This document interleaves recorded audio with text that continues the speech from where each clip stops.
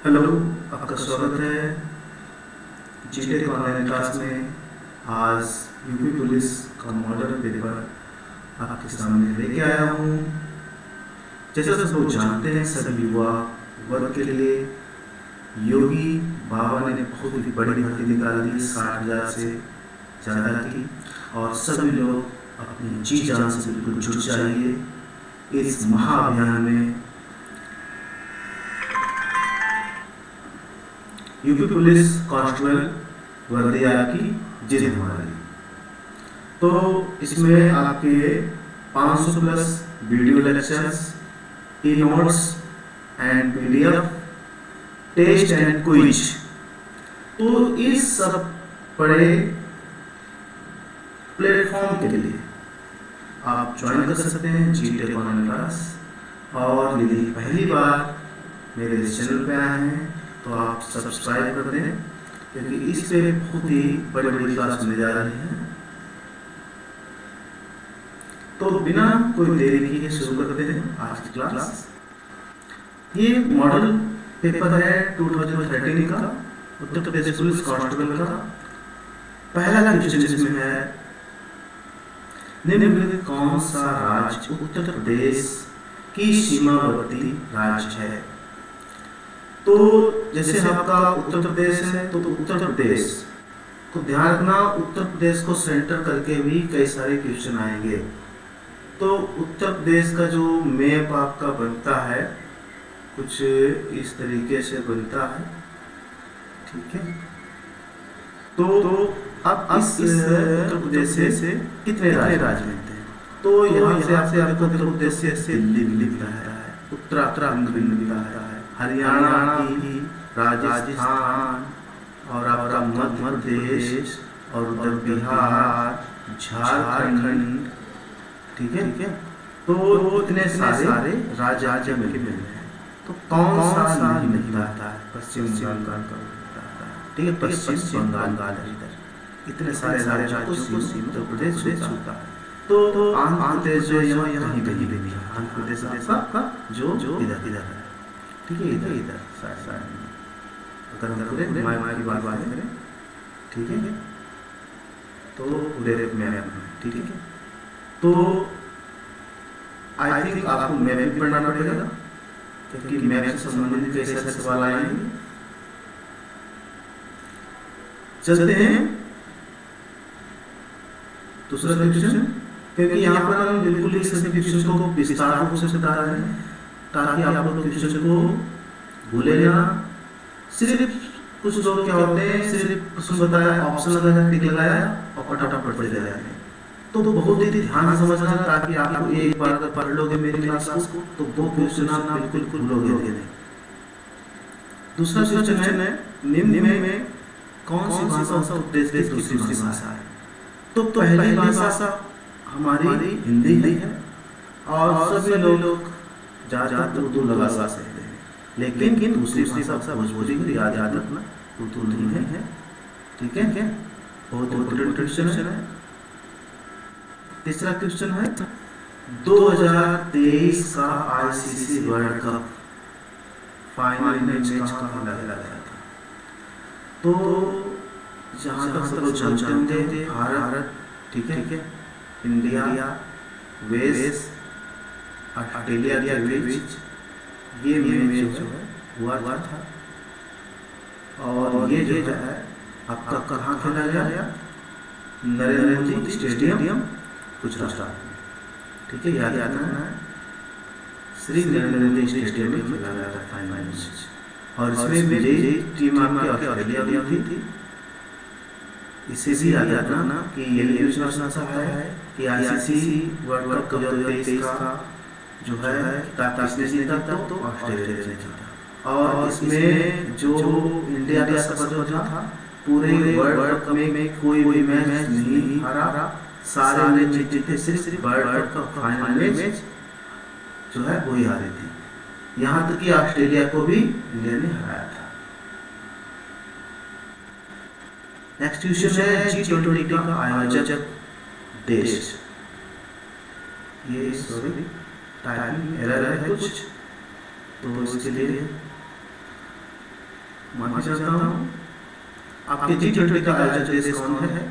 Australia, England, Bharat और America. ये 2023 का आयोजक देश। तो 2023 का आयोजक देश भारत है और इससे पहले आपका 2022 का आयोजक देश करंट अफेयर से संबंधित क्वेश्चन ये भी पूछ रहा है। तो ये जो है किस कौन है आप कमेंट बॉक्स में बताएं, और 2024 का आयोजक देश कौन होगा। ठीक है, ये मैं बताता हूँ कि ब्राजील है, क्योंकि ये इम्पोर्टेंट क्वेश्चन है। अगर ना पता तो बताता मैं आपको बताता हूँ 2022 का आयोजक देश कौन था। पानीपत का तृतीय युद्ध किनके बीच लड़ा गया? तो मराठा और अंग्रेजों के मध्य, मुगलों एवं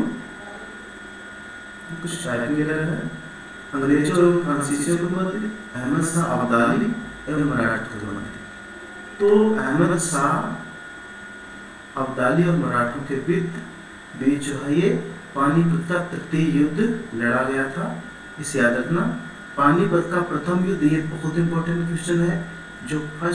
जो पानीपत का युद्ध हुआ था, तो ये जो है आपका किसके बीच लड़ा गया था? शेर शाह सूरी, याद रखना, शेर शाह सूरी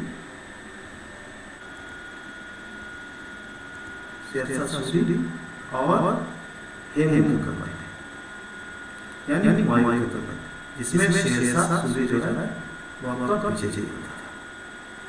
नेक्स्ट क्वेश्चन है आपका, निम्नलिखित में भारतीय नेपोलियन किसे माना जाता है? तो भारतीय नेपोलियन समुद्रगुप्त को माना जाता है। ये गुप्त वंश के एक बहुत ही प्रतापी राजा थे, इसीलिए भारतीय नेपोलियन माना जाता है। आर्यभट्ट एक क्या थे? चिकित्सक थे, चित्रकार थे, खगोलवेत्ता थे या विज्ञानी थे? तो आर्यभट्ट एक खगोलवेत्ता थे, याद रखना है। इनके नाम से भारत का पहला सैटेलाइट भी लॉन्च है, ठीक है, आर्यभट्ट के नाम से। और ये भी बताओ आपको कि जीरो का जो आपका देने वाले आर्यभट्ट थे।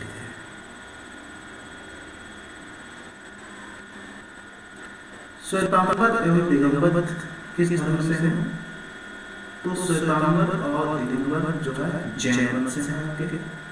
जैन में जो आते हैं श्वेतांबर स्वयं पुस्तक को धारण करते हैं, दिगंबर जो नग्न रहते हैं तो दिगंबर रहते हैं। बौद्ध मत के इसी तरीके से दो हैं, ठीक है, महायान एवं हीनयान, ठीक है, बौद्ध मत के। निम्नलिखित में से कौन से स्थान पर कुंभ मेला नहीं होता है? तो कुंभ मेला का देखो उज्जैन में होता है, इलाहाबाद में होता है, हरिद्वार में होता है, वाराणसी में नहीं होता है। तो ये आपका आंसर है। इसके अलावा नासिक में आपका यहाँ पर कुंभ मेला होता है, इसे भी याद रखना। 10वां क्वेश्चन है, कथकली निम्न से कौन से राज्य का शास्त्रीय नृत्य है? तो कथकली आपका जो है केरल, कर्नाटक, बंगाल, पंजाब। तो पंजाब आपका भांगड़ा है आपका, ठीक है, और कर्नाटक का आपका क्या है? कमेंट बॉक्स में है, बहुत इंपॉर्टेंट है, इससे से क्वेश्चन है। तो देखो कमेंट बॉक्स में देने का मतलब ये आपका अगर नहीं पता तो सर्च करके बताना, सर्च करके कमेंट बताना लिख के। तो वो सर्च करके जो आप क्वेश्चन करेंगे वो कभी भूलेंगे नहीं। तो कथकली आपका केरल का है। भारत का कौन सा प्रदेश रबर का सबसे अधिक उत्पादन करता है? तो रबर का सबसे अधिक आपका केरल करता है।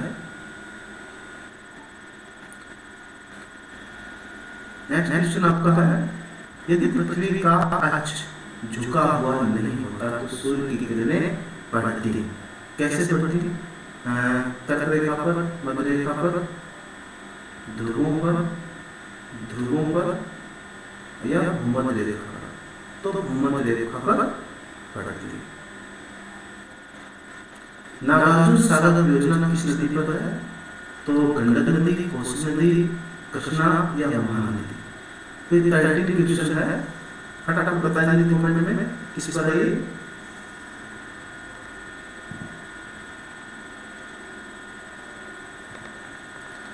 तो ये जो है आपका महाद्वीप है, इंपॉर्टेंट क्वेश्चन याद रखना है। रुपए की तुलना में किस विदेशी मुद्रा का मूल्य अधिकतम है? तो रुपए की तुलना में आपका जो है यूएस डॉलर है, ऑस्ट्रेलियन डॉलर है, एन है और ब्रिटिश डॉलर, ब्रिटिश पाउंड है। तो ब्रिटिश पाउंड जो है ज्यादा कीमती होता है और यूएस डॉलर उसके अपेक्षा कम होता है, तो ब्रिटिश पाउंड जो है ज्यादा है। अगर यहाँ पर ठीक है सऊदी अरब होता तो उस वो ऑप्शन बना जाता है, क्योंकि उसकी जो है ब्रिटिश पाउंड से भी अधिक है। भारत में कितने वर्ष के अंतराल के बाद जनगणना की जाती है? तो बहुत ही सिंपल क्वेश्चन है, 10 वर्ष के बाद। जब कोई राज्य राष्ट्रपति के शासन के अंतर्गत होता है तब उस राज्य का बजट कौन पास करता है? इंपॉर्टेंट क्वेश्चन है, संसद।